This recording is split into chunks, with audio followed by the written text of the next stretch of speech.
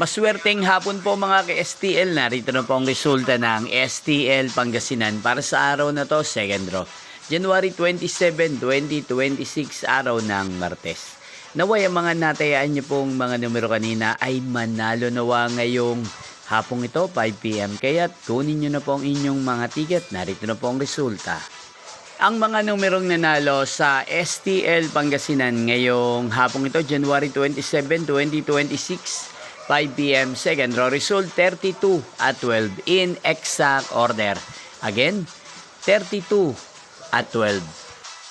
At ngayong hapong ito sa STL Pangasinan, natin pong i-shoutout ang lagi pong nanonood sa channel ito, si Kuya Alex ng Pangasinan.